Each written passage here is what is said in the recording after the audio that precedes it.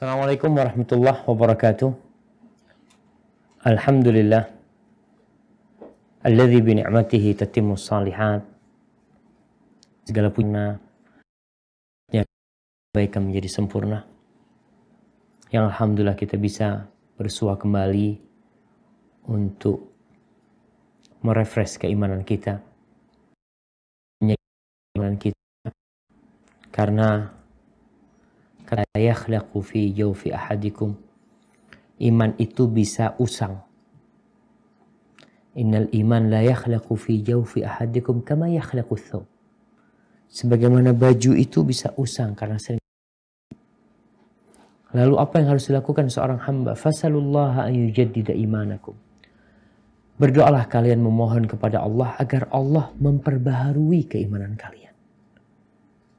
Salah satu cara memperbaharui keimanan ya dengan membaca, belajar, mengaji, dan alhamdulillah kita bisa mengaji kembali, mendekatkan diri kepada Allah Jalla Jalaluh.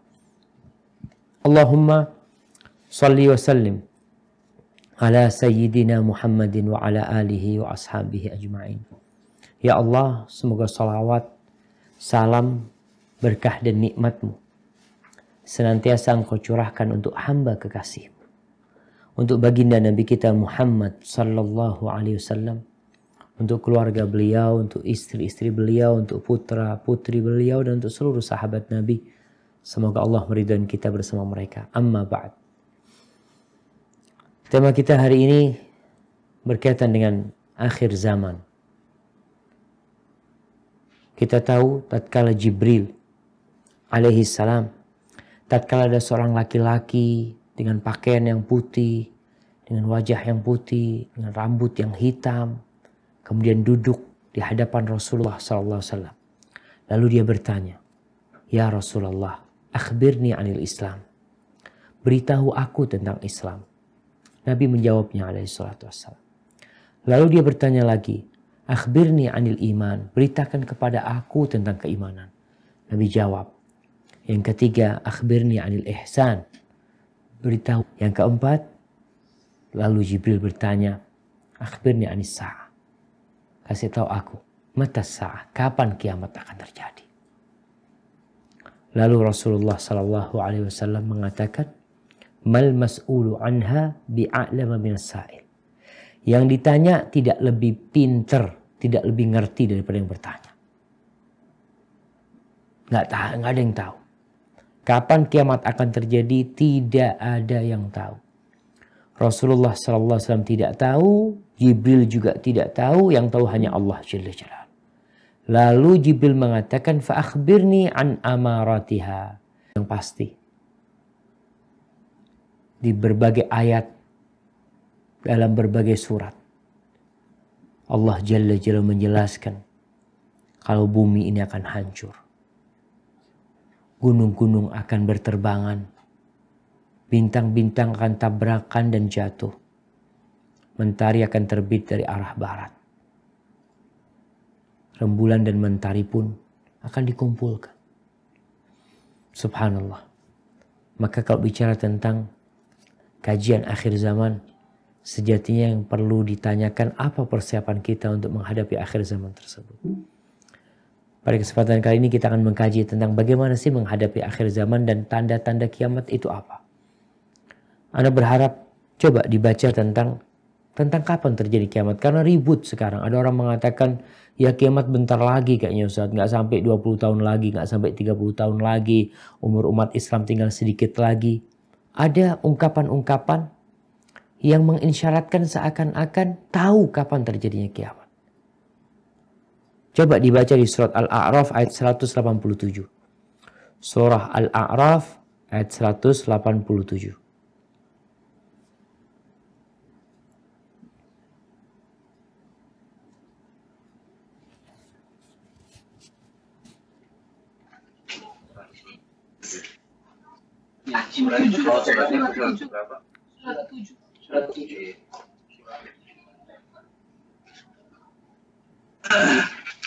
Nah,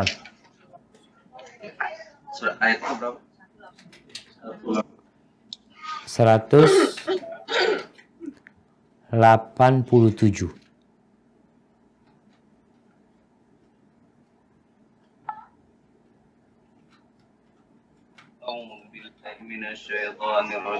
Bismillahirrahmanirrahim.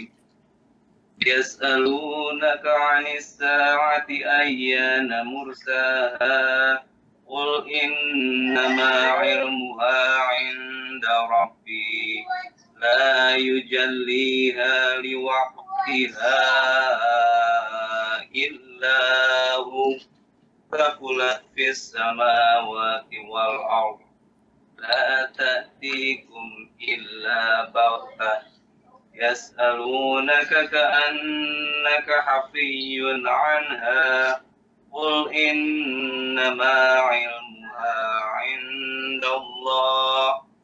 'indallahi walakinna aktsaran nasi la ya'lamun. Barakallahu fikum. Artinya, mereka menanyakan kepadamu Muhammad tentang kiamat kapan terjadi. Katakanlah, sesungguhnya pengetahuan tentang kiamat itu ada pada Tuhanku. Tidak ada seorang pun yang dapat menjelaskan waktu terjadinya selain Dia. Kiamat itu sangat berat, yang di langit dan di bumi tidak akan datang kepadamu kecuali secara tiba-tiba.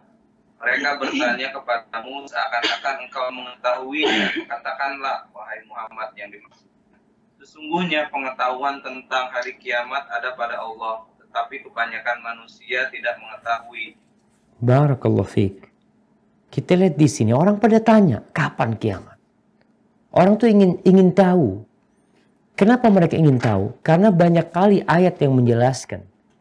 Kalau kita baca idza sama'un fatarat, idza syamsu kuwirat, fa idza ja'atit tammatul kubra. Banyak kali ayat yang menjelaskan kiamat akan terjadi, bumi akan hancur. Lalu apa yang terjadi? Para sahabat atau orang-orang musyrikin pada waktu itu pada bertanya, kapan terjadinya? Tapi pertanyaan mereka, pertanyaan yang penuh dengan keraguan sebenarnya.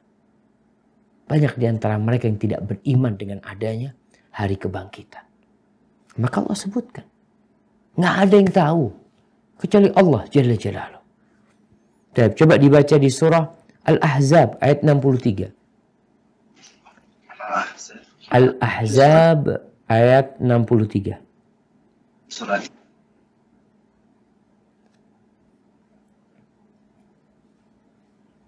apa tadi Ustaz?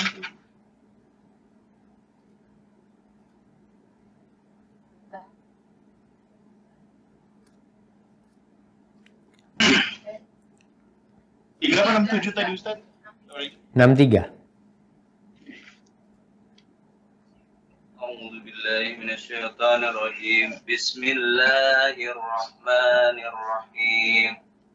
Yas'alukan nasu. Yas'alukan nasu 'anis sa'ah. Qul innama 'ilmuha 'indallah. Wa ma yudrika la'alla as-sa'ata takunu qariba.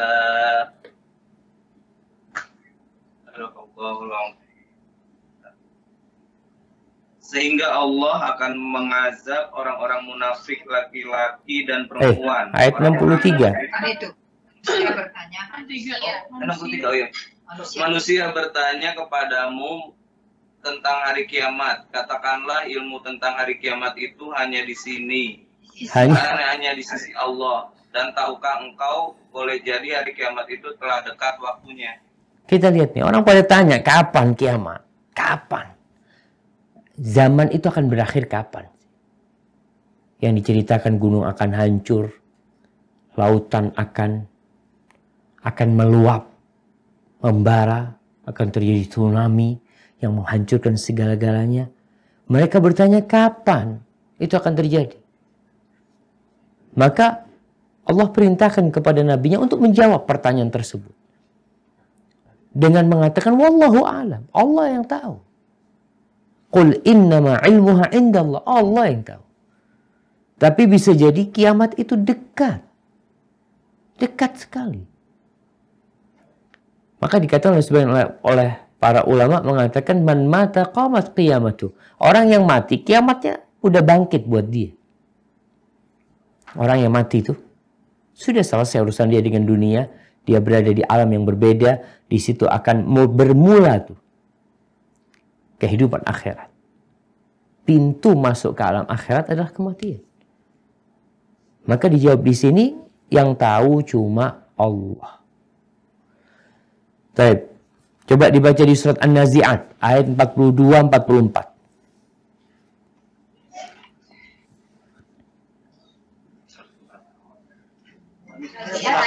An-Nazi'at 42, 44. 44 B.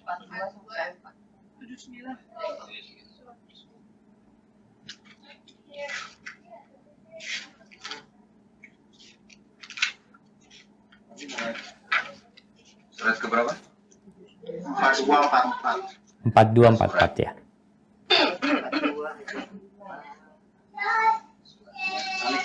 أعوذ بالله من الشيطان الرجيم يسألونك عن الساعة أيان مرساها فيما أنت من ذكراها إلى ربك منتهاها.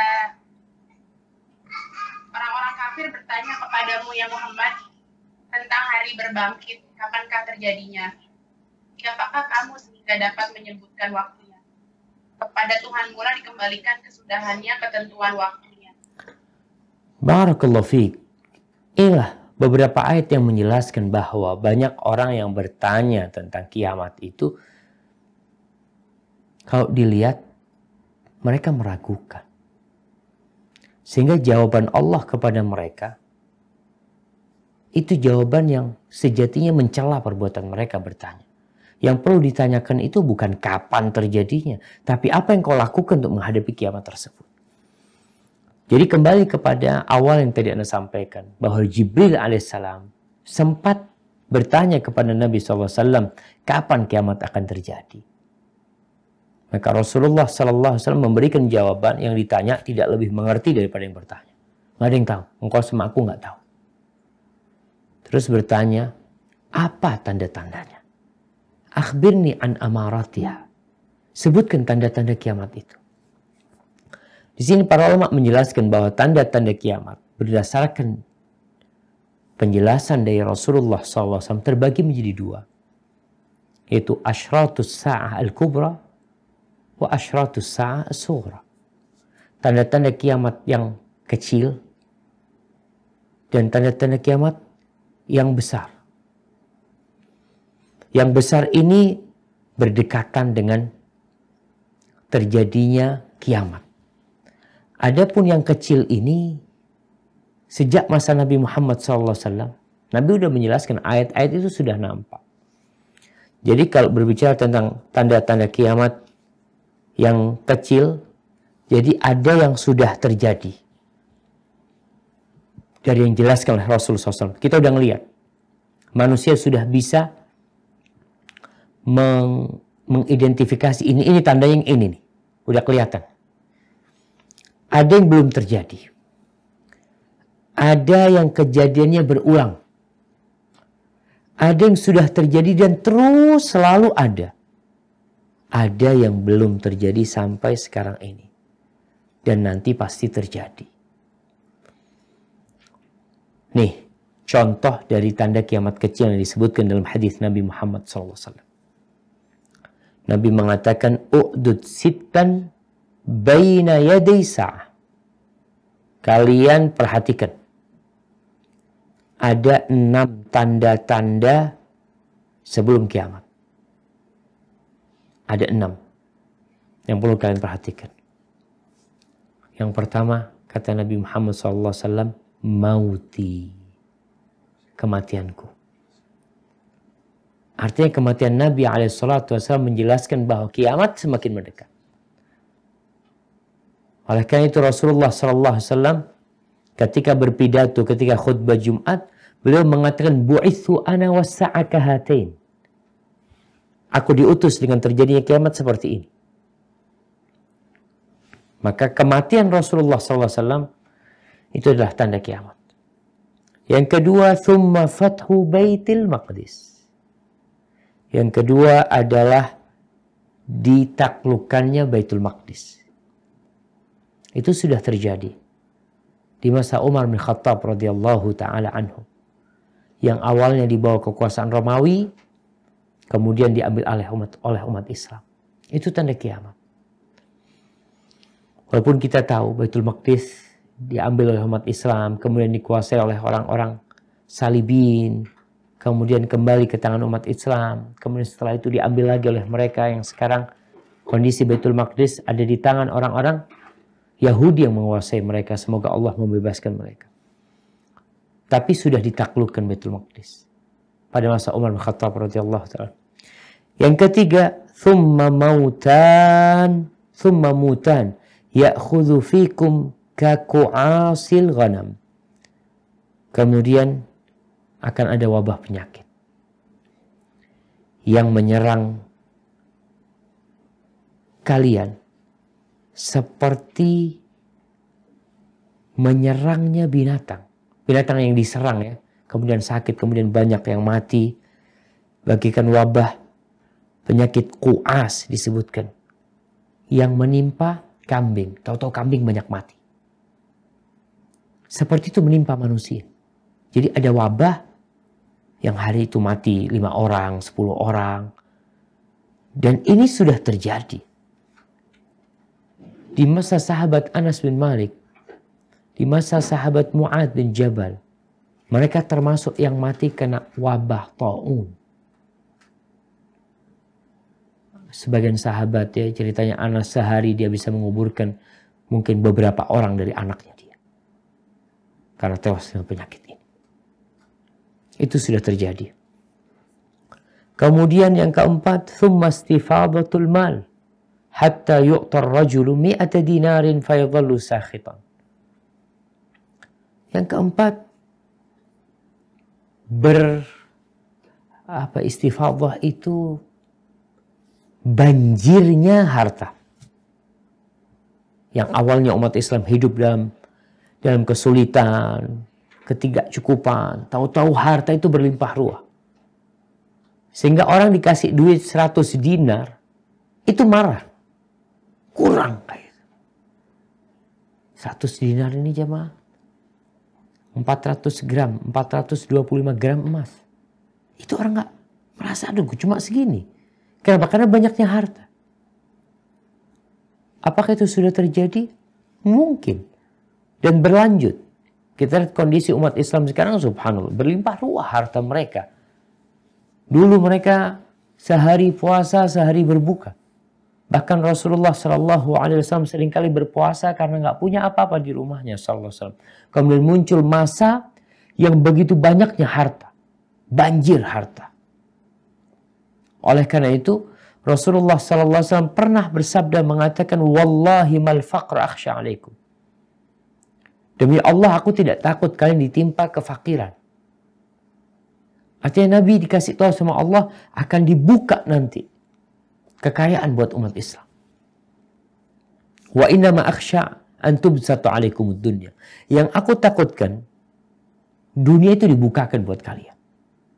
Kalau kemudian kalian bersaing untuk mengumpulkannya, berlomba-lomba untuk mengumpulkannya.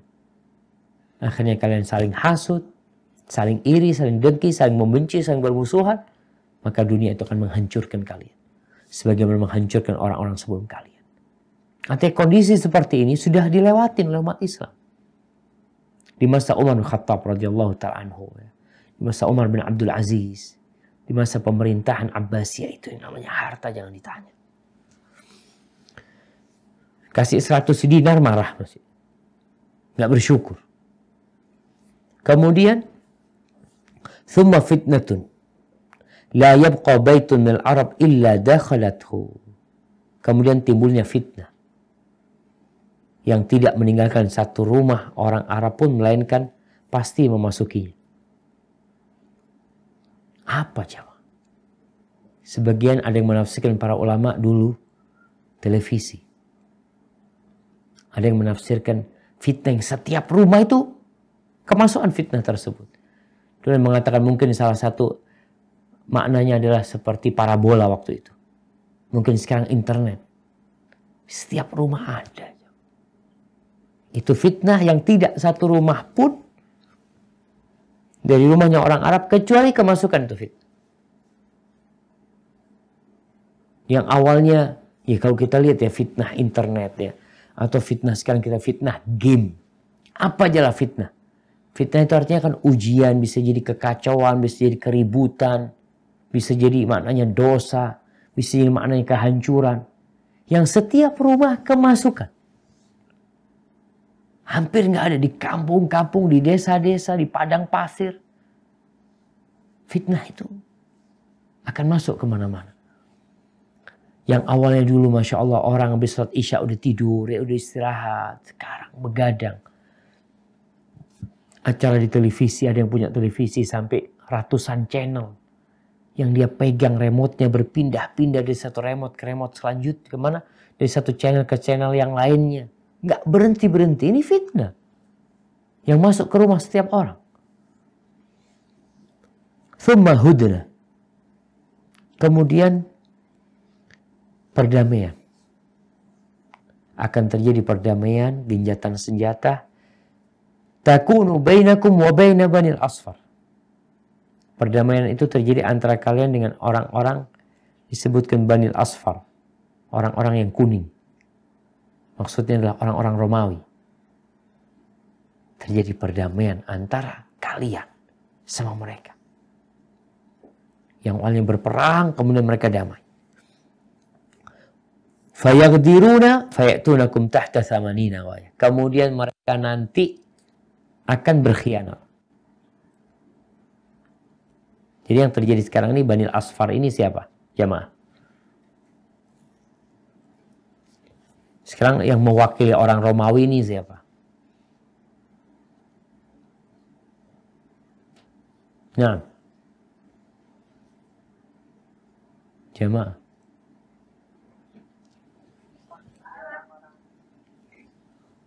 Orang barat, orang western. Iya, kayaknya orang barat. Baik yang ada di Australia, yang ada di Amerika, tentunya yang ada di Eropa. Terjadi perdamaian. Kalau kita lihat memang ada perdamaian. Kemudian setelah itu mereka akan berkhianat. Melanggar perjanjian itu. Fayaqdiruna fayatunakum. Lalu mereka mendatangi kalian. Mereka berkhianat yang awalnya damai. Ternyata mereka mempersiapkan diri untuk menghancurkan umat Islam. Dan kita harus sadar bahwa kebencian orang-orang Romawi yang kafir kepada umat Islam itu sangat dahsyat sekali.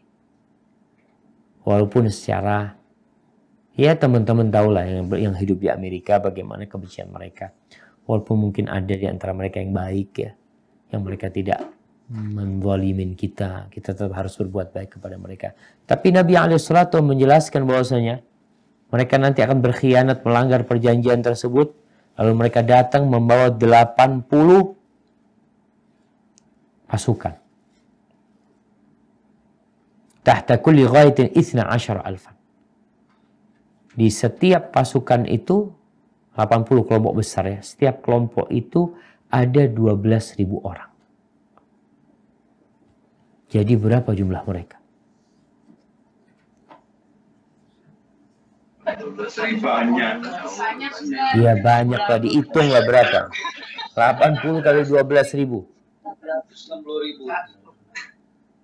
Berapa? 960.000. Hampir 1 juta. 1 juta kurang 40.000.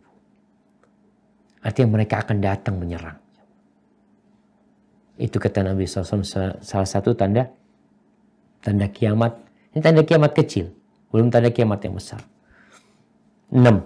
Kemudian di hadis lainnya Rasulullah SAW mengatakan inna min asyrati sa'ah an yurfa'al ilm wa yathbutal jahl wa yushrabul khamr wa yadharu zina. Sesungguhnya di antara tanda-tanda kiamat adalah diangkatnya ilmu. Orang jadi bodoh. Ini berkaitan dengan ilmu agama. Kalau kita lihat sekarang, perhatian umat Islam kepada ilmu agama sangat minim sekali. Seringkali Anda sampaikan di SD mereka hanya 2 jam belajar agama. SMP 2 jam. SMA 2 jam. Kuliah 1 semester. 2 SKS. Setelah itu nggak ada lagi belajar agama. Sehingga kalau dulu kita melihat banyak orang yang alim, yang faham. Kemudian jadi diangkat itu ilmu dan tersebarnya kebodohan. Oleh kebodohan yang kita lihat sekarang ini kebodohan yang menakutkan jemaah. Sehingga di negeri kita lihat LGBT itu yang dukung bukan orang kafir. Aktivis LGBT ini muslim dan muslimah. Mereka berusaha untuk mendukung apa yang mereka kerjakan dari kebodohan-kebodohan mereka. Kemudian wa yushrabul khamr, dan khamr diminum dengan santai. Kalau kita lihat khamr ini ya Allah ya. Anak kadang-kadang mau ketawa sendiri. Di Indonesia tahu-tahu 40 orang mati. 17 orang mati. 20 orang mati. Mereka minum khamr, oplosan jemaah. Na'udzubillah min zalik. Sampai yang kalau kita lihat yang keterlaluannya, pembalut wanita itu dimasak, digodok sama mereka, kemudian diminum. Sampai seperti itu. Diminum apa? Orang udah berpikir, orang waras itu tidak ingin akalnya hilang. Tapi ada orang yang kurang waras. Dia minum supaya akalnya hilang. Ini yang dilakukan. Wa yadhhar zina. Dan perzinaan merajalela. Kalau kita lihat perzinaan jamaah, ya Allah, ya anak-anak SMP udah berzina. Bahkan beberapa waktu yang lalu anak SMP jadi mucikari. Jadi germo. Anak SMP jual temen-temennya. Ini SMP. Gimana SMA? Belajar apa terus mereka? Nggak ada, belajar kebodohan. Artinya yang dipelajarin kadang-kala di berbagai sekolah itu yang tidak mendekatkan mereka kepada Allah, yang tidak membuat mereka bermanfaat buat negeri ini kadang-kadang. Sekedar masuk kelas, jawab soal ujian, selesai. Akhirnya mereka minum lem dihirup sampai mabuk. Subhanallah. Tadi itu pembalut digodok, diminum airnya. Allahu Akbar. Itu tanda-tanda kiamat. Kemudian di antara hadis lain munculnya dajjalun. Munculnya orang-orang yang ngaku jadi nabi. Pendusta-pendusta. Di masa Rasulullah SAW udah muncul. Kemudian munculnya berbagai macam fitnah. Fitnah yang masuk ke dalam setiap rumah itu. Yang tadi kita katakan, ada yang mengatakan itu mungkin televisi, mungkin itu internet, mungkin apalah fitnah yang masuk. Dan muncul fitnah dan aliran yang menyimpang. Munculnya Syiah, munculnya Khawarij. Akhirnya membuat kacau negeri Islam pada waktu itu. Kemudian tanda lainnya adalah amanah disepelekan. Orang nggak peduli dengan amanah. Pengkhianatan di mana-mana. Kemudian yakthurul haraj. Pembunuhan. Wallah kalau bicara pembunuhan ini sekarang, Allahu Akbar. Mungkin pembunuhan yang terjadi dalam peperangan, ada pembunuhan yang terjadi di dalam perdamaian. Jadi setiap hari di negeri kita ini entah berapa orang yang terbunuh. Dengan berbagai macam alasan dan sebab.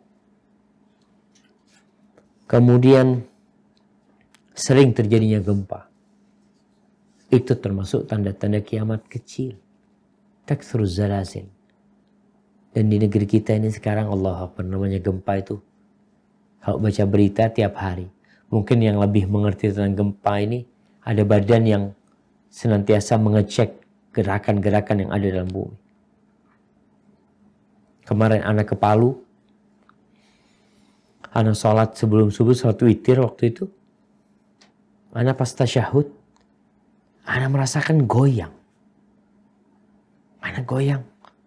Apa perasaan anak yang goyang ya? Lalu anak lihat ada air di sebelah. Anak lihat air ini. Jadi sholat ini kita kebingungan ini. Melihat air, ternyata airnya gerak. Oh betul gempa anak ngomong. Dan terjadi hal-hal yang menakutkan jamaah. Gempa di Lombok. Gempa di Palu kemarin. Terjadinya dibelahnya bumi, ditelannya rumah-rumah dan manusia.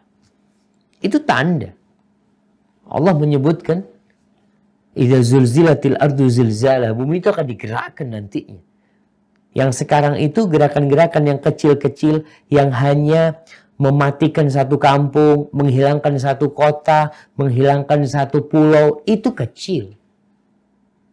Karena nanti bakal terjadi inna zalzalatas sa'ati syai'un 'adzim.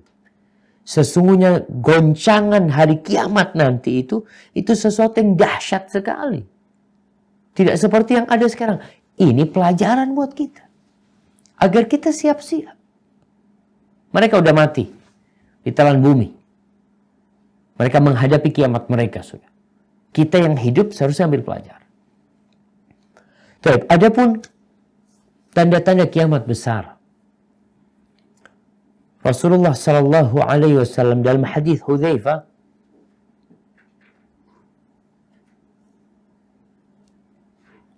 meriwayatkan dari Nabi Muhammad sallallahu alaihi wasallam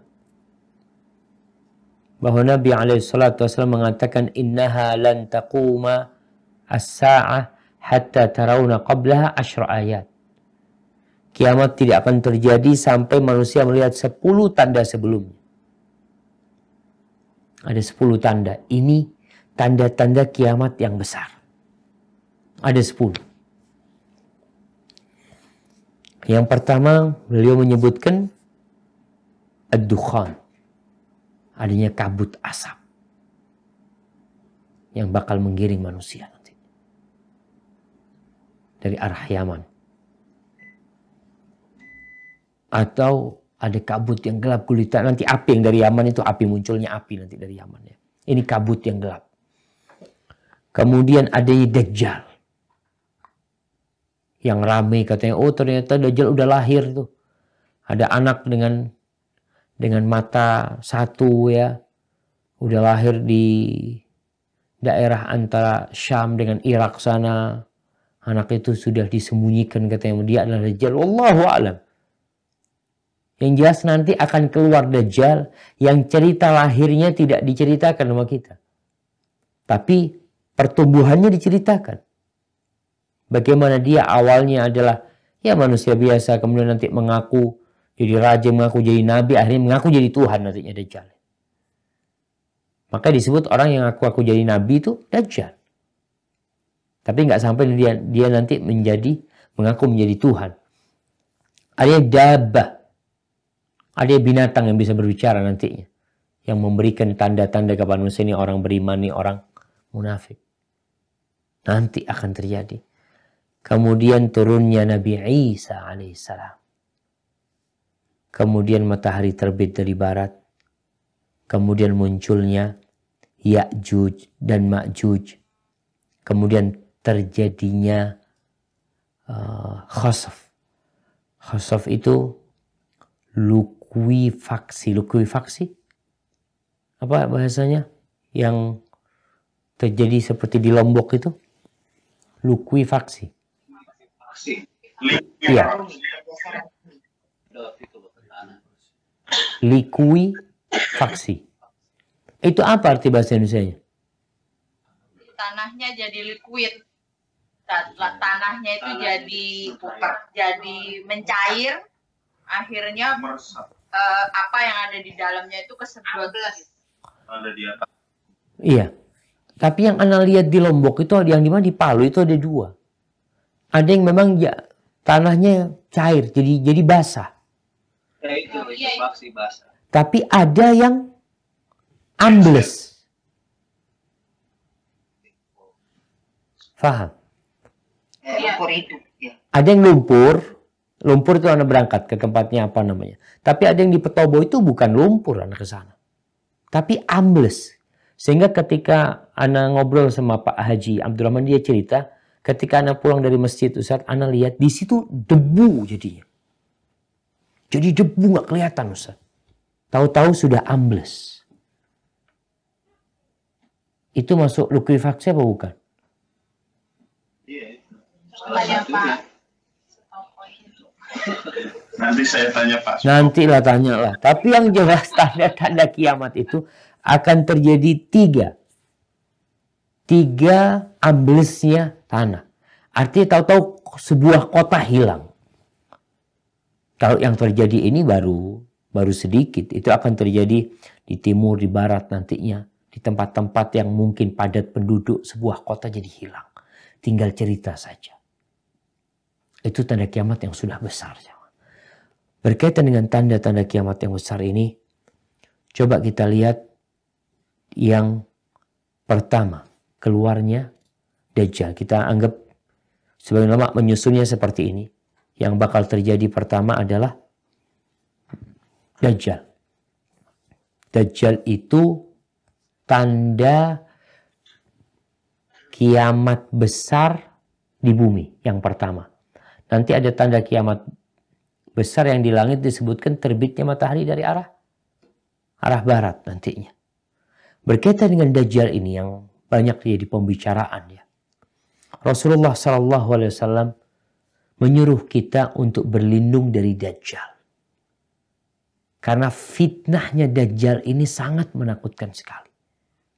Sehingga setiap sholat, setiap selesai tasyahud akhir, Rasulullah SAW mengajarkan sebuah doa. Beliau mengatakan, Allahumma inni a'udzubika min azabil qabr, wa min azabi jahannam, wa min fitnatil mahya wal mamat, wa min syarri fitnatil masihid dajjal.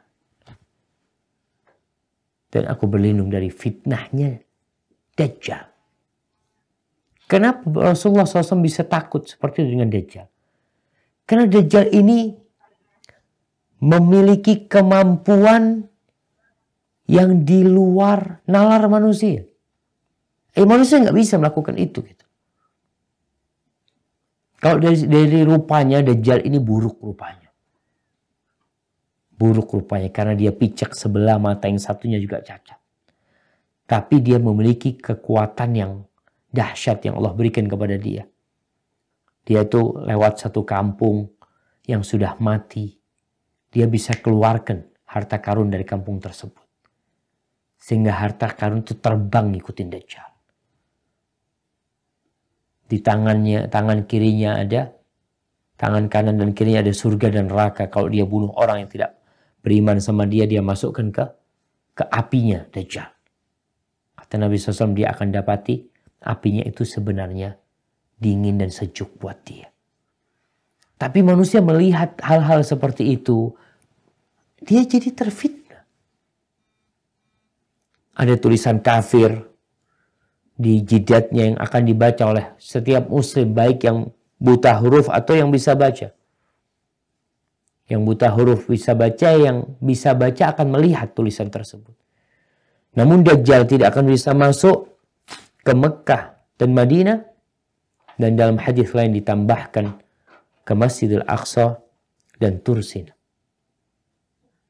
Nggak akan masuk ke sana. Artinya orang-orang di sana dijaga. Namun Dajjal menunggu di luar kota. Dia tungguin tuh orang. Kenapa? Karena banyak orang yang penasaran. Dan kebanyakan pengikut Dajjal ini orang Yahudi. Dan orang-orang.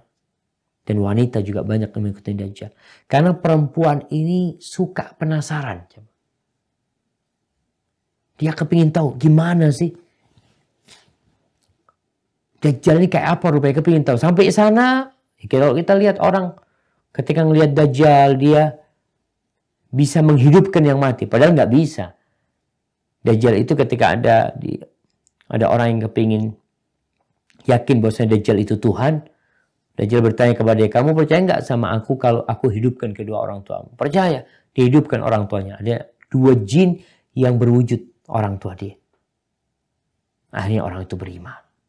Na'udzubillah min dzalik, jemaah. Dajjal kalau melewatin kampung yang kering kerontang ya, ditanya penduduk kampungnya, kau beriman sama aku jadikan kampungmu ini kampung yang makmur, sejahtera. Kata mereka, ya kami beriman. Itu kampungnya langsung hijau. Hujan itu turun di kampung tersebut. Kambing-kambing ternak mereka itu jadi gemuk-gemuk, susunya banyak. Akhirnya mereka menyembah Dajjal. Adapun kampung-kampung yang awalnya baik, yang awalnya penuh dengan kemakmuran, tatkala mereka mengingkari Dajjal, akhirnya kampung itu jadi kampung yang rusak.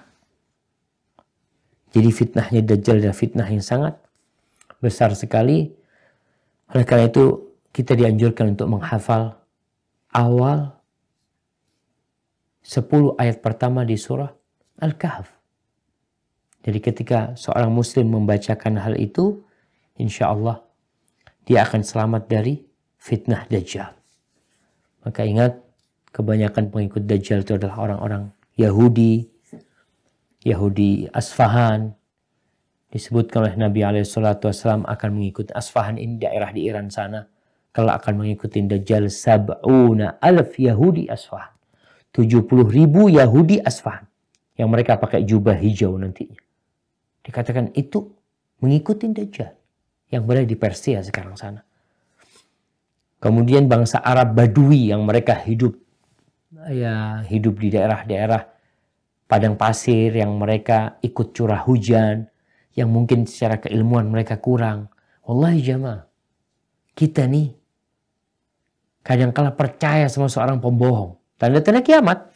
Yang pembohong dipercaya sama umat, yang pengkhianat dianggap amanah oleh umat, kemudian yang amanah dianggap pengkhianat. Itu orang karena media bisa percaya. Sedangkan Dajjal, mereka melihat sendiri kekuatan Dajjal, sehingga mereka terfitnah dengan Dajjal. Maka dalam hadis riwayat Muslim, Nabi SAW menyatakan, man hafidha 10 ayat min awali surat Al-Kahf wuqiya min ad-Dajjal.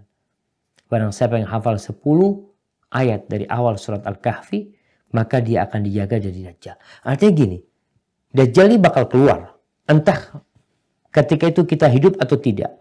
Yang jelas Rasulullah SAW 1400 tahun yang lalu sudah menyuruh kita untuk membaca doa. Mungkin kita, Ustaz, kan belum keluar, Ustaz. Kapan keluarnya? Apakah sudah dekat? Kalau sudah dekat, ana mau menghafal. Nah, nggak nunggu. Karena kita nggak tahu. Tapi yang jelas, berusaha kita untuk menghafal 10 ayat pertama dari surah Al-Kahf.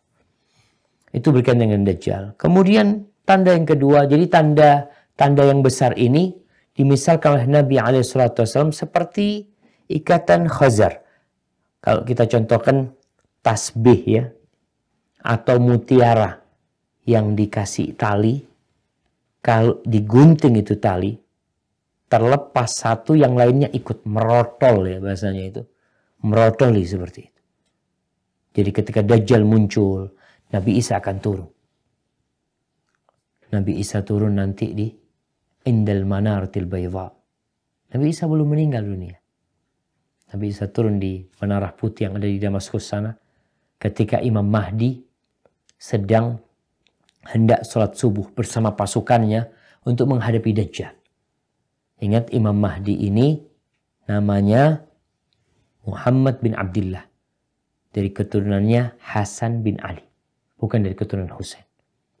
Itu kata Nabi SAW, ismuhu mithil ismi ya. Ini namanya seperti namaku, nama bapaknya seperti nama bapakku. Dikatakan Al-Mahdi, artinya mendapatkan hidayah. Awalnya orang ini bukan orang yang taat ya, tapi dapat hidayah, dapat petunjuk. Akhirnya disebut Al-Mahdi, orang yang mendapatkan petunjuk. Sehingga berkaitan dengan Imam Mahdi ini, tidak sedikit di sejarah Islam, orang tua dari kalangan keluarga Nabi SAW, keturunan Rasulullah SAW ya, ketika nama dia adalah Abdullah, maka dia punya anak dikasih nama Muhammad. Supaya jadi Muhammad bin Abdullah dengan harapan menjadi Al-Mahdi. Tapi ingat, Imam Mahdi akan keluar ketika Dajjal sudah keluar nantinya. Karena Imam Mahdi yang akan memerangi Dajjal. Kemudian turun Nabi Isa alaihissalam. Nabi Isa alaihissalam yang akan membunuh Dajjal. Turunnya Nabi Isa di dua sayap malaikat. Ya Allahu Akbar. Kita tuh percaya kalau Nabi alaihissalam menceritakan. Walaupun ada sebagian orang mengaku ini ramalan ini. Bukan ramalan. Rasulullah sallallahu alaihi wasallam kata Allah, "Wa ma yantiqu 'anil hawa." Beliau tidak berbicara dari hawa nafsunya. In huwa illa wahyu yuha. Yang disampaikan beliau itu wahyu sebenarnya. Wahyu. Jadi Nabi Isa akan turun dan Nabi Isa yang akan membunuh Dajjal di Bab Lut ya. Bab Lut itu daerah Palestina menuju ke Syria sana. Waktu itu diceritakan oleh Imam Masjidil Aqsa. Dari Masjidil Aqsa itu ya kira-kira 23 km Bab Lut itu. Tempat di mana kelak akan dibunuh Dajjal. Jadi Nabi Isa alaihissalam akan membunuhnya dengan tombak birum. Ustaz, mungkinkah kita pakai tombak lagi? Mungkin. Kenapa tidak? Makanya pernah Anda membaca Einstein mungkin. Atau yang lainnya ketika ditanya kalau terjadi perang dunia ketiga. Kira-kira senjata yang akan dipakai itu apa?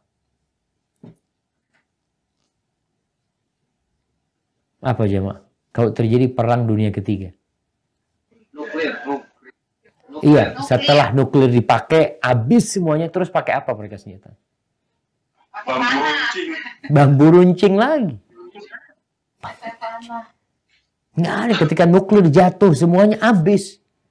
Nggak ada lagi. Orang pesawat mau terbang lagi. Terbang kemana? Mobil kemana? Jadi semuanya hilang. Akhirnya orang akan pakai pedang. Tombak dan pedang lagi. Dan diceritakan oleh Nabi alaihissalam, Nabi Isa alaihissalam, dia yang akan membunuh Dajjal dengan tombak. Dikejar Dajjal. Ketika Dajjal melihat Nabi Isa alaihissalam, yadhubu kama yadhubul milhu fil ma. Langsung dia itu lemas. Larut dia itu seperti larutnya garam di dalam air. Karena dia tahu dia bakal dibunuh sama Nabi Isa alaihissalam.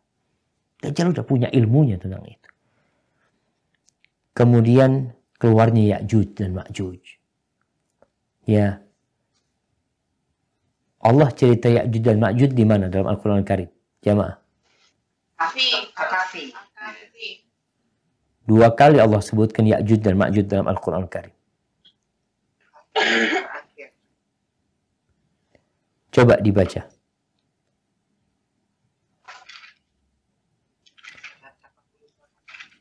Di surat Al-Anbiya ayat 96.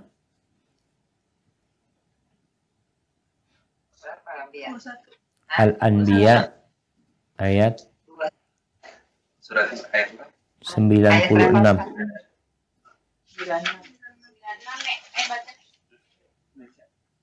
A'udzubillahi minasyaitonirrajim. Nah, itu ya. Hatta idza. Nah, pakai ini. Besar. Hatta idza futihat 96. Hatta idza futihat Ya'juj wa Ma'juj wa hum min kulli hadabin yansilun.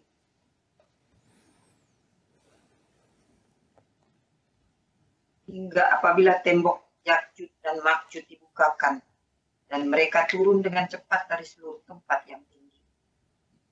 Allah jemaah. Mereka akan turun cepat. Sehingga Nabi Isa alaihissalam mendapatkan wahyu dari Allah Subhanahu wa taala bahwa Allah telah melepaskan Ya'juj dan Ma'juj. Sebuah pasukan anak dari anak Adam, dari keturunan Adam alaihissalam. 2 kabilah dari keturunan Adam alaihissalam. Yang dia ketika di surat Al-Kahfi diceritakan bagaimana proses dipisahkannya dia dari dunia dari dunia kita. Sehingga mereka tidak bisa merusak. Di sana mereka berkembang biak. Jumlah mereka banyak sekali.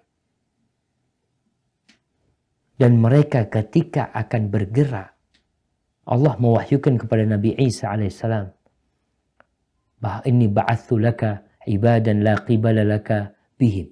La qibala lakum bihim. Aku mengutus tuh hamba-hamba manusia-manusia tuh yang kau nggak akan bisa menghadapi mereka. Makanya Nabi Isa tidak berperang dengan Ya'juj dan Ma'juj. Dengan Dajjal berperang. Dengan Ya'juj dan Ma'juj tidak berperang. Diperintahkan oleh Allah untuk berangkat ke Jabal Tursina. Menyelamatkan diri di sana. Disuruh selamatkan umat Islam naik ke sana.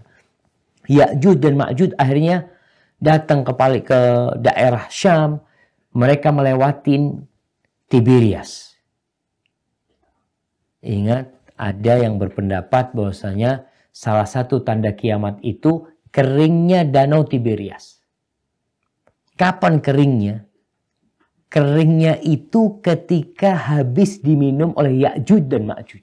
Bukan kering sekarang. Karena sekarang ini danau Tiberias memang berkurang. Anak kemarin ke danau Tiberias, Buhairah Tabariyah, kita naik kapal di pulau di danau tersebut.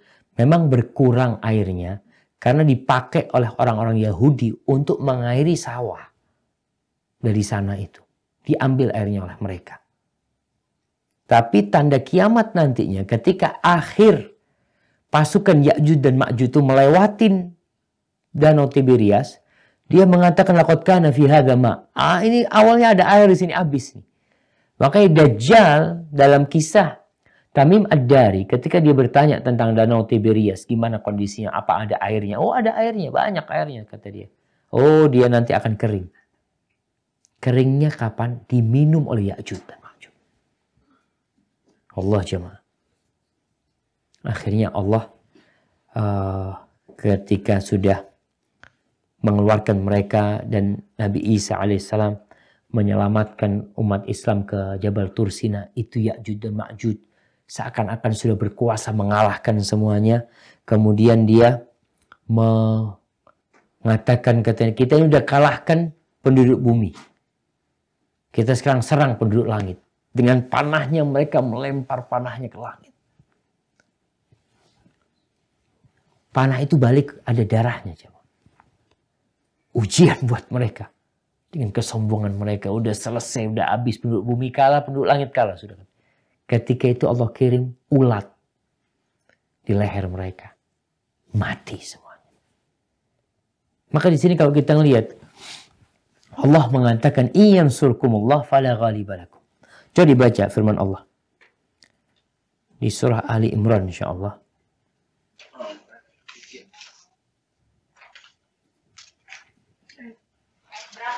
Ayat berapa Ustaz? Nah, surat Ali Imran ayat 160.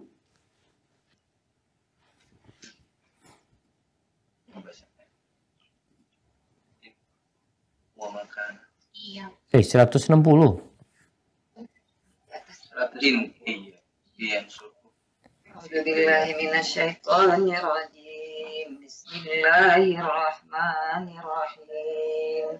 Iyansurkumullahu fala ghalibalakum wa iyakhzulkum faman zalladhi yansurukum min ba'dihi wa 'alallahi falyatawakkalul mu'minun.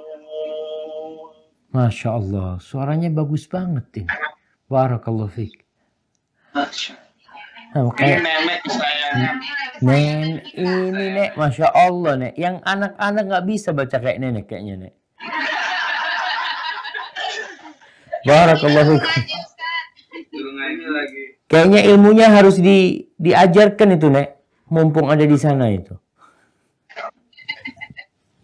Nah, misalkan artinya dibaca. Jika Allah menolong kamu, tidak ada yang dapat mengalahkanmu. Tapi jika Allah membiarkan kamu, tidak memberi pertolongan, siapa yang dapat menolongmu setelah itu? Karena itu hendaklah kepada Allah saja orang-orang mukmin bertawakal. Allahu Akbar jemaah. Jadi kalau kita lihat kondisi kita sekarang tuh, mungkin sebagian umat Islam mengatakan itu nggak mungkin menghadapi musuh-musuh umat Islam yang mereka terlalu besar mereka. Ya'jud dan Ma'jud. Memang umat Islam nggak bisa menghadapi mereka. Apa yang dilakukan? Bertawakal sama Allah. Ditinggal. Jadi masuk musuhnya ditinggal sama Nabi Isa alaihissalam. Oh udah tinggal. Kenapa? Urusannya Allah Jalla Jalla. Akhirnya Allah kirim ulat ke leher mereka yang membuat mereka mati sekaligus. Semuanya mati dalam satu waktu. Kemudian Nabi Isa alaihissalam turun dari Jabal Tursina bersama umat Islam, mulai kehidupan yang penuh dengan kebahagiaan. Berkaitan dengan Dajjal, Dajjal itu akan berada 40 hari di muka bumi ini. Satu harinya sama dengan 1 tahun. Kemudian satu harinya sama dengan 1 bulan. Satu harinya sama dengan 1 Jumat. Sisa harinya seperti hari-hari lain. Jadi berapa hari Dajjal hidup di bumi? 40 tahun. 40 hari. 1 hari 1 tahun, 1 hari 1 bulan, 1 hari 1 Jumat. Berapa hari jadi? Lama. 40 hari. Harinya seperti Oh, 300. sebulan. Si hari yang ketiga seperti hari Jumat, berarti seminggu. Nah, selebihnya seperti hari-hari biasa. Berarti berapa hari? Berapa hari? Tahun, 300. sehari seperti biasa. 365. Jadi setahun nih. Tahun sebulan seminggu 3 hari. 365. 37 hari. Tunggu, 365 itu tunggu, 365 itu Masehi. Ini hitungannya Hijriyah. Berarti 354 hari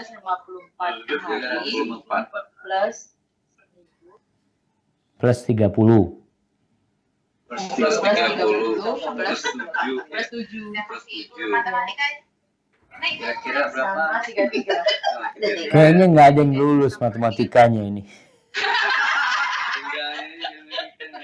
362 plus sisanya berapa tadi? Berikut-berikutnya kita jaga tahu. 428 hari. Plus 28. Betul, 400. 5. Berapa benernya? Ya sama Iya isi kan ya? pasnya. 1 tahun 354 hari. Iya. Ya. Lalu sebulannya 30 hari. 30 hari. Lalu yang Tambah 7 hari. 10. ditambah 7, nah sisanya kan seperti hari-hari biasa. Iya, sisanya 37. Iya, jadi totalnya 428. 428 ya? Ya. Iya, 428 hari Dajjal akan menguasai nantinya sebelum dia akhirnya terbunuh. Kemudian Nabi Isa alaihissalam turun pada waktu itu. Kemudian berhadapan dengan Ya'juj dan Ma'juj. Akhirnya menyelamatkan diri di Bukit Tursina. Kemudian nanti dimatikan Ya'juj dan Ma'juj. Bumi itu jadi subur jemaah. Dengan bangkainya Ya'juj dan Ma'juj. Akhirnya Allah kirimkan burung yang mengangkat jasad-jasad mereka. Melemparnya ke lautan. Akhirnya ikan-ikan pun tentunya akan mengambil manfaat dari sana. Tapi yang jelas. Tadi ayat yang kita baca ayat 160 di surah Ali Imran. Kalau Allah menolong kalian, nggak ada yang bisa ngalahkan kalian. Artinya umat Islam itu menang karena Allah yang nolongin. Kemudian tadi ada peristiwa bukan longsor ya, amblesnya bumi ini di timur, di barat, dan di semenanjung Arab nanti Jaziratul Arab. Ini kayaknya belum terjadi. Nanti akan terjadi dan akan terlihat. Adapun asap itu Allah sebutkan di surat Ad-Dukhan. Coba dibuka surat Ad-Dukhan. Ayat 10 dan 11.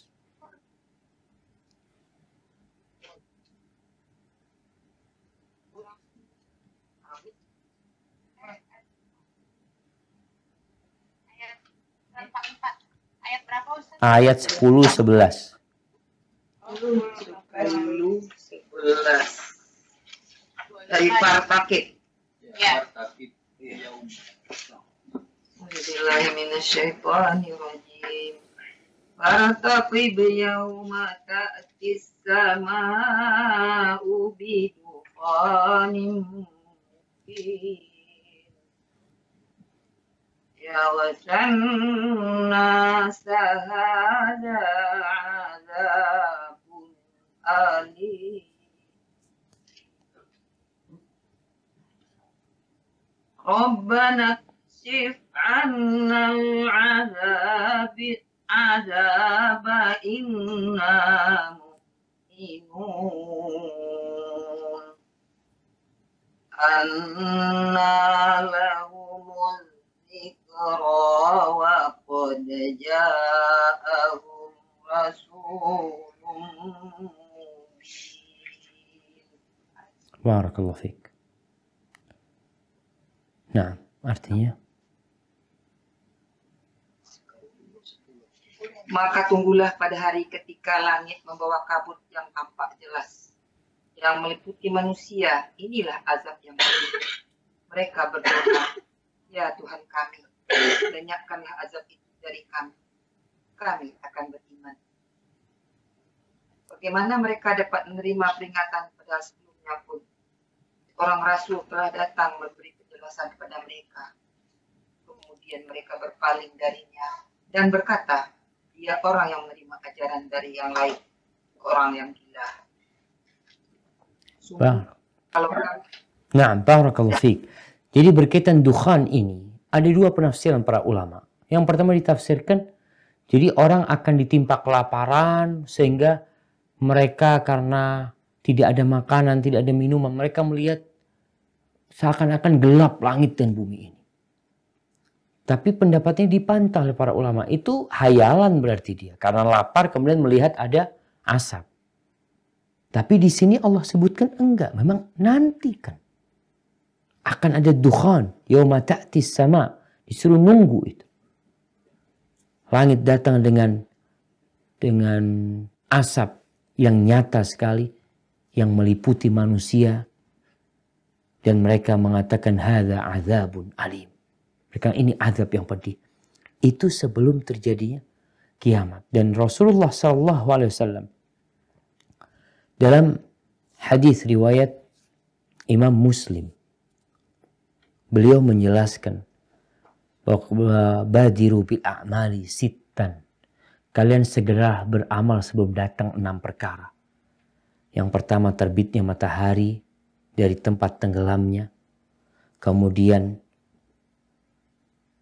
atau kabut tadi, dukhan yang akan datang kemudian meliputi manusia, atau dajjal, atau binatang yang nanti akan bisa ngomong sama orang kemudian memberikan tanda-tanda kepada orang, atau kematian, atau hari kiamat. Jadi Nabi SAW menjelaskan bahwasanya akan terjadi di antara tanda kiamat besar adalah dukhan ya. Kemudian terbitnya matahari dari arah barat ya. Nanti matahari akan terbit dari arah barat sampai pertengahan kemudian baik lagi. Pada waktu itu nggak berguna imannya orang yang beriman. Kemudian yang ke-9 akan keluarnya binatang melata yang Allah sebutkan di surat An-Naml ayat 82. Coba dibaca. Surah An-Naml ayat 82.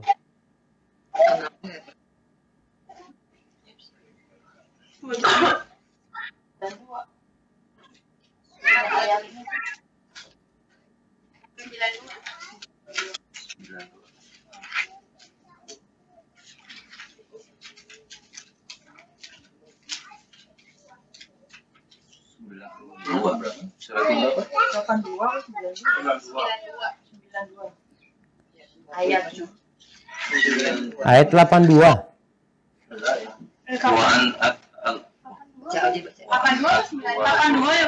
82.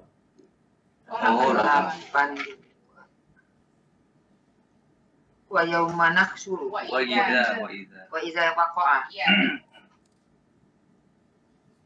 wa idza waqa'al qawlu 'alaihim akhrajna lahum dabbatan minal ardi tukallimuhum anna sakanu bi ayatina la yuqinun. Allahu Akbar. Nah, dan apabila perkataan ketentuan masa kehancuran alam telah berlaku atas mereka, kami keluarkan makhluk bergerak yang bernyawa dari bumi yang akan mengatakan kepada mereka bahwa manusia dan tidak yakin pada ayat-ayat kami. Allahu Akbar. Jadi ada makhluk dari bumi yang keluar, binatang, yang itu ngomong sama manusia. Di antara ucapan dia itu disebutkan, annan nas kanu bi ayatina la yuqinun. Artinya sesuatu yang aneh, kok bisa ngomong gitu. Di situ dia akan memberikan tanda-tanda kepada orang-orang, manalah orang-orang yang beriman ya, dan mana orang yang tidak beriman. Dalam hadis riwayat Imam Muslim ya, Rasulullah SAW bersabda, apabila telah keluar 3 perkara, niscaya tidaklah bermanfaat lagi iman seorang bagi dirinya sendiri yang belum beriman. Artinya ketika 3 ayat ini, 3 perkara ini muncul, dia kafir, kemudian dia mau beriman, nggak ada gunanya. Atau orang yang belum beramal soleh, kemudian, oh aku mau beramal soleh, aku mau sholat. Nggak ada gunanya pada waktu itu. Ketika 3 perkara ini keluar. Yang pertama, tulu'us syams min maghribiha. Terbitnya matahari dari arah barat. Kemudian disebutkan Dajjal, kemudian Dabatul Ard. Tadi binatang bumi yang sudah bicara. Jadi orang mau beriman ya udah telat gitu pada waktu itu. Kemudian yang ke-10 keluarnya api ya, keluarnya api yang akan menggiring manusia ke padang mahsyar, yang api ini jamaah disebutkan berasal dari Yaman. Orang digiring menuju ke Syam nantinya untuk kumpul di Syam, karena itulah negeri tempat mahsyarnya manusia pada waktu itu. Jadi ketika orang-orang capek tidur, apinya juga istirahat sama mereka. Pagi hari mereka jalan-jalan lagi, itu api menggiring mereka. Siang hari mereka kecapean dalam perjalanan, mereka istirahat, apinya juga istirahat di tempat mereka. Sampai menuju ke Syam, yang akhirnya di sana mereka akan dibangkitkan. Hadza wallahu a'lam bishawab jamaah. Tapi intinya kalau bicara tentang hari akhir zaman ini, kita harus berpikir apa yang kita persiapkan untuk menghadapi akhir zaman tersebut. Barakallahu fikum. Baik, fadhal kalau ada pertanyaan.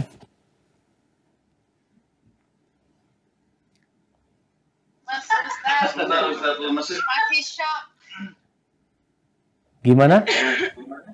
Masih lemes, masih shock. Sayangkan Ustaz, jadi masih Dahsyat lemas banget. Gitu, Kita kalau ini belum terlalu dahsyat. Artinya yang kita bicarakan itu tanda-tandanya.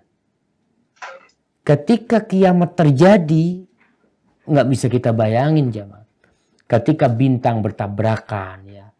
Ketika lautan itu meluap, ketika digoncangkan yang kata Allah Subhanahu wa taala, seorang yang menyusui anaknya, itu anaknya ditinggal, jamaah. Dan ini kita bisa lihat ketika terjadi gempa saja, orang itu sibuk menyelamatkan dirinya. Makanya kalau kepingin tahu gimana kiamat itu terjadi, baca yang pertama surat At-Takwir, surat Al-Infitar, dan surat Al-Insyiqaq. Surat At-Takwir, idza syamsu kuwirat, yang ingin melihat bagaimana kejadian kiamat. Kita bicara tadi tanda kiamat. Yang ingin tahu bagaimana kejadian kiamat, itu disuruh baca tadi surat At-Takwir, kemudian surat Al-Insyiqaq, Al-Infitar, sama surat Al-Insyiqaq. Kita akan lihat itu. Gimana gambaran terjadinya kiamat. Maka benar-benar tugas seorang hamba itu mempersiapkan diri. Ana berangkat ke Palu itu, ana dapat pelajaran indah. Ternyata dunia ini nggak ada artinya. Satu kampung hilang tenggelam. Rumah mereka hilang. Keluarga mereka habis. Mobil mereka terpendam di sana. Kulkas mereka terpendam. Emas yang mereka milikin, harta yang mereka tumpuk. Nggak ada semua. Allahu Akbar. Barakallahu fikum. Nah, mau ya Habib? Ada pertanyaan. Kadang kalau kita mendengarkan seperti ini jadi kayak lemes, jadi kayak bukan putus asa tapi kayak karena saking takut merasa ya karena belum siap, kita ngerasa amal kita belum banyak dan takut akan kejadian seperti itu. Olah-olah apa ya? Ya sudahlah, kita nggak perlu punya cita-cita yang tinggi. Jadi ibaratnya di rumah aja, nggak usah kemana-mana. Mungkin ya kurang semangat gitu. Sementara kita masih hidup. Iya, sementara kita harus menjalani hidup. Kayak misalkan jadinya contohnya anak udah kamu nggak usah dikit-dikit, ntar kan juga kiamat. Itu pikiran yang gimana ya Ustaz? Iya. Nah, jadi memang inilah cara pandang yang salah sebenarnya. Karena sejatinya adanya kiamat ini mendorong kita untuk bersemangat beramal. Bahkan Nabi SAW mengatakan, "Idza qamatil qiyamah wa fi yahdi ahadikum fasilah, in istata'a an la yaqum hatta yaghrisaha falyaghrisaha." Apabila terjadi kiamat, artinya bintang-bintang ini bertabrakan, gempa. Kemudian seorang di antara kalian sedang membawa benih kurma yang hendak dia tanam. Kalau bisa, dia jangan berdiri sampai menanamnya. Tahu kiamat akan terjadi. Tapi ternyata amal Nabi SAW tetap kalau bisa beramal. Artinya nambah amalan kita gitu. Kan ini akan terhitung. Kita menanam itu akan terhitung untuk kebaikan kita.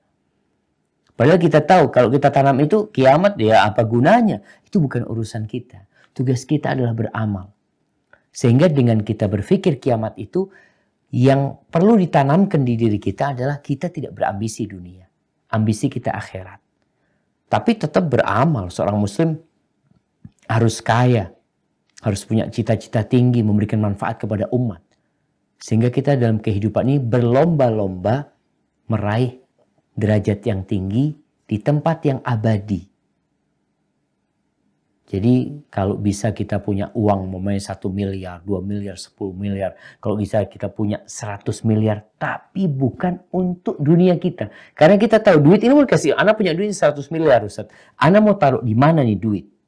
Kalau Ana hanya buka pabrik, pabriknya nanti akan kena kiamat selesai. Tapi kalau engkau punya pabrik, hasilnya buat umat Islam. Hasilnya buat dakwah. Karena ini hari untuk beramal. Al-yawm amal. Bila hisab. Sekarang kita beramal nggak dihisab-hisab. Bukro itu hisab tanpa amalan. Jadi hendaklah anak terus terang punya adik setelah mendengar tentang tanda-tanda kiamat. Kiamat udah dekat. Apalagi ada yang mengatakan tinggal beberapa tahun lagi. Akhirnya dia malas kerja. Seharusnya bukan malas kerja. Semangat beramal. Oh kalau kiamat udah dekat, bismillah ini cepat masuk surga kita nanti ini. Apa sebaik-baiknya kita beramal. Jadi zuhud.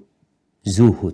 Ucapan zuhud yang sering dipakai oleh orang untuk menggambarkan ketidakbutuhan dengan dunia. Zuhud itu makna sebenarnya adalah tarku ma la yanfa' fil akhirah. Meninggalkan segala sesuatu yang tidak bermanfaat di akhirat. Jadi kalau ada perkara-perkara yang kita nggak ada manfaatnya, ya sudah ditinggalkan. Tapi kalau bermanfaat di akhirat, enggak, ini bisa menambah derajatku. Aku semakin banyak sedekah, aku semakin banyak berbuat baik, ini akan menambah derajatku. Kalau kita bicara mana yang lebih mulia, seorang miskin yang bersyukur, yang bersabar, atau orang kaya yang bersyukur? Orang kaya yang bersyukur. Kenapa? Karena mungkin ya bisa ini hartanya itu bisa digunakan di jalan Allah. Hartanya bisa bermanfaat. Gitu. Tapi orang miskin masuk surga 500 tahun sebelum orang kaya. Hisabnya lama. Cuman mungkin orang mau jadi miskin apa kaya sekarang? Mau jadi kaya. Ya, kan kalau katanya kalau orang beriman itu nanti pada saat hari kiamat tidak akan merasakan kesusahan kalau amalnya baik. Jadi nggak apa-apa nunggu 500 tahun, yang penting adem. Enggak ada yang masuk surga. tanpa hisab, tanpa azab. Artinya berusaha kita jadi orang kaya tapi masuk surga tanpa hisab, tanpa azab. Ada. Artinya berusaha, artinya ada memang yang dihisab lama. Karena ada urusan yang perlu dihisab dengan. Tapi ada yang masuk surga tanpa hisab, tanpa azab. Maka jadilah orang kaya raya yang masuk surga tanpa hisab, tanpa azab. Artinya perlu kita ini orang-orang seperti Abdurrahman bin Auf yang mereka tahu kiamat sudah dekat, tapi tidak membuat mereka malas bekerja. Bahkan seorang muslim, itu kata Nabi SAW, Innallaha yuhibbu idza amila ahadukum amalan ayyutqinahu. Allah tuh suka seorang kalau beramal dari seorang muslim untuk menyempurnakan amalannya. Gak main-main dia beramal. Jadi jangan sampai kajian kita ini membuat kita malas untuk beramal, tapi membuat kita semakin bersemangat untuk menghadapi kiamat itu. Sehingga ketika ada seorang bertanya kepada Nabi SAW tentang hari kiamat, kapan terjadinya, Nabi balik bertanya sama dia, wa madza a'datta lis-sa'ah? Apa yang engkau persiapkan untuk kiamat? Jadi ini yang perlu kita pikirkan sekarang. Apa yang dipersiapkan untuk kiamat? Barakallahu fikum. Assalamualaikum Ustaz. Waalaikumsalam warahmatullahi wabarakatuh. Ini tadi waktu Ustaz sebut tanda-tanda kiamat kecil, itu poin nomor 6, Ustaz sebut perdamaian antara kalian dengan orang-orang Romawi, kemudian mereka nanti akan berkhianat. Ini saya jadi ingat cerita yang banyak terjadi di kota tempat saya tinggal, Ustaz, di Charlottesville. Saya nggak tahu apakah ini sama dengan yang dimaksud dengan hadis ini atau enggak. Jadi di kota tempat saya tinggal itu, di Charlottesville itu ada organisasi yang mengurus refugee, Ustaz. Jadi organisasi besar namanya IRC, International Refugee Committee. Jadi mereka itu yang berusaha memasukkan refugee dari negara-negara konflik seperti Syria, Afghanistan, Irak, dan Iran. Jadi di kota saya ini, di Charlottesville ini, diversity-nya tinggi sekali. Jadi banyak Muslim, banyak orang-orang dari Timur Tengah, dari Asia juga banyak.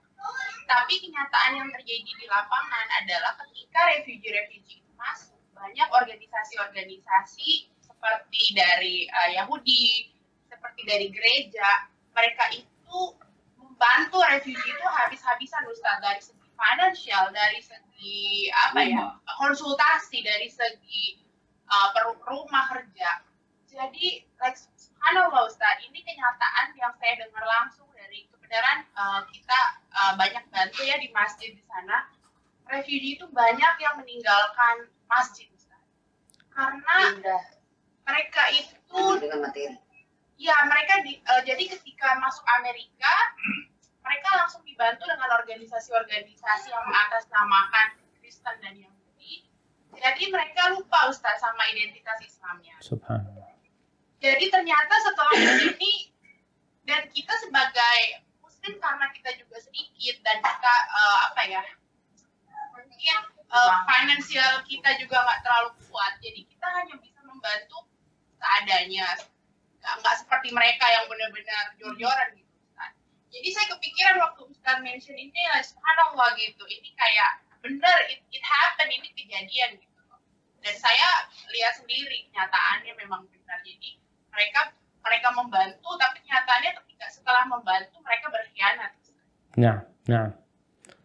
Ya, artinya proses itu terjadi gitu. Artinya perdamaian itu terjadi sekarang. Tapi nanti akan terjadi pengkhianatan besar. Jadi kalau kita lihat, ada koalisi umat Islam itu berdamai dengan orang-orang Romawi untuk menghadapi musuh bersama. Wallahu a'lam siapa musuh bersama itu. Ada penjelasan-penjelasan yang mengatakan musuh bersama itu bisa jadi Cina, Rusia, atau komunis yang ada sekarang, yang akan dihadapin bersama antara orang Islam dengan orang-orang Banil Asfar. Kemudian ketika mereka menang, baru terjadi pengkhianatan dari Banil Asfar ini, di mana mereka akhirnya menyerang umat Islam sendiri ketika itu, maka terjadi peperangan pada waktu itu yang dahsyat.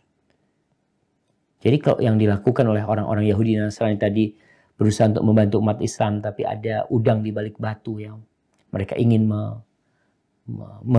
menjual atau bukan menjual, membeli agama mereka, membeli akidah mereka. Dan ini dilakukan di mana-mana. Tapi memang yang salah juga umat Islamnya. Ketika mereka, kalau bisa dikatakan umat Islamnya nggak punya keuangan yang cukup untuk membantu, Ustaz. Orang yang imannya kuat, yang ilmunya cukup, insya Allah akan jaga diri. Pernah kejadian di Jawa Timur ini, ada teman-teman di sebuah gunung di Malang itu, yang orang-orang Nasrani itu melakukan pemurtadan di sana sebenarnya. Orang Islamnya nggak mampu ngasih beras, nggak mampu ngasih ini. Akhirnya yang bisa dilakukan oleh mereka itu, di malam hari diajarin orang Islam ini agama. Di pagi hari datang orang-orang non-muslim yang ingin memurtadkan mereka, kasih beras, kasih macam. Diambil sama mereka. Tapi berbulan-bulan tuh muslim nggak pindah agama. Heran pihak-pihak terkait, hanya diselidikin, oh ternyata mereka digarap sama umat Islam. Nanti tugas kita, oke, mereka ngambil duit dari orang-orang Nasrani, dari orang Yahudi, dari organisasi-organisasi itu. Tapi yang dilakukan muslim adalah menggarap keimanan mereka. Ngajarin mereka baca Quran, ini yang bisa kita lakukan. Kita nggak punya duit. Engkau mau terima dari mereka, fadhol. Kita nggak punya. Tapi kita bisa berbagi keimanan sama mereka. Mungkin itu yang bisa dilakukan oleh umat Islam. Bisa nggak seperti itu dilakukan? Nah. Kita nggak ngajarin keimanannya yang kita tangani. Ustaz, masalah di muslim di sini agak kompleks, Ustaz. Gimana ya nyeritainnya? Karena Islam di Amerika itu apa ya? Bervariasi. Jadi mereka itu pemahamannya beda-beda. Pemahamannya itu beda-beda. Jadi untuk mengumpulkan itu susah sekali, Ustaz. Menyatukan itu, jadi saya kasih cerita aja, Ustaz, ya di sini itu kita bisa berkumpul kalau ada makanan. Kalau ada acara makan-makan aja. Tapi kalau misalnya ada kayak kemarin kita ada kelas belajar membaca Quran dengan salah satu syekh gitu ya, itu mungkin pesertanya hanya 6-7 orang. Ada halakoh untuk anak-anak, mungkin yang datang orang tuanya ya cuma itu aja gitu. Tapi kalau ada potluck makanan, kumpul semua ratusan orang datang, Ustaz. Masya Allah. Jadi, Ustaz. Kayaknya sama di tempat kita juga sama ya. Jadi itu masalah umat ya, Ustaz ya. Itu bukan cuma di Amerika. Kalau diajak makan semuanya datang. Berarti kan tadi kita. Saya pikir gini, Ustaz. Gimana? Kebanyakan muslim di sini itu kan saya mikirnya orang-orang Middle East, orang dari Timur Tengah, Ustaz, orang-orang Arab, orang-orang Irak, orang-orang Iran yang mereka memang ibaratnya saya menganggap mereka itu mengetahui Islam jauh lebih dari saya gitu loh, Ustaz. Tapi kenyataannya kok ternyata malah Iya. Betul. Kita ngeliat orang-orang Timur Tengah itu, mereka itu orang Arab saja gitu. Dia bisa bahasa Arab. Tapi belajar agamanya juga enggak benar kadang-kala. Tapi bismillah gini, kita jangan putus asa. Jangan pernah putus asa. Apa yang bisa dilakukan, lakukan. Sehingga paling tidak ketika kiamat terjadi, kita sudah melakukan apa yang terbaik yang bisa kita berikan. Kalau kita mungkin tidak bisa berbuat dengan tangan kita, dengan harta kita, mungkin dengan doa kita. Pokoknya muslim ini, kata Nabi SAW, al-mu'minul qawi khairun wa ahabbu ilallah minal mu'minul dhaif. Orang mukmin yang kuat itu lebih baik dan lebih dicintai Allah daripada mukmin yang lemah. Kuat dari sisi apa? Kuat dari sisi iman yang pertama. Kemudian dari sisi ilmu. Kemudian dari sisi yang lainnya, bicara ekonomi, bicara fisik yang lainnya. Tapi yang pertama kuat imannya. Sehingga mukmin yang kuat imannya, dia tidak akan pernah putus asa menghadapi apapun. Dia akan laksanakan apa yang bisa dia lakukan. Maka seorang mukmin itu kadang-kadang berkata, aku kok bisa dijadikan keset untuk kebaikan umat. Nggak apa-apa kok jadikan keset. Yang penting umat ini bisa kembali jaya. Dakwah ini bisa berjalan. Walaupun aku harus diinjek-injek sama orang. Artinya seorang muslim berusaha untuk jadi lebih baik. Lebih kuat. Dalam segala hal. Tapi ana rasa jamaah udah malam nih jamaah. Ini terbawa suasana. Masya Allah. Kita di sini masih pagi, Ustaz. Iya. Sana pagi masih seger semua lah. Kita udah ngantuk-ngantuk. Tapi insya Allah mudah-mudahan lain waktu kita bisa lanjutkan. Paling nggak Anda dapat informasi yang baik sekali dari teman-teman di sana ya. Sehingga yang terjadi di sana artinya orang-orang Islam yang kalau bisa dikatakan mungkin hijrah ke sana, imigrasi ke sana, ternyata mereka digarap oleh orang-orang Nasara, digarap oleh orang-orang Yahudi dengan harta mereka, dengan kenyamanan, fasilitas yang mereka miliki, sehingga akhirnya umat Islam jual agamanya. Memang Rasul SAW mengatakan badiru bil a'mal, kalian itu cepat beramal sebelum datang fitnah yang seperti potongan malam gelap gulita.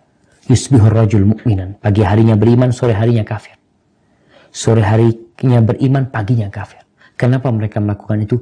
Yabi'u dinahu bi'aradin minad dunya. Dia jual agamanya untuk mendapatkan sedikit kenikmatan dunia. Maka kita harus berdoa minta supaya husnul khatimah ya. Baca doa Rabbana la tuzigh qulubana ba'da idh hadaitana wa hab lana min ladunka rahmah innaka antal wahhab. Mohon maaf atas segala kekurangan. Sampai berjumpa kembali. Subhanakallahumma bihamdika asyhadu an la ilaha illa anta astaghfiruka wa atubu ilaik. Wassalamualaikum warahmatullahi wabarakatuh. Waalaikumsalam.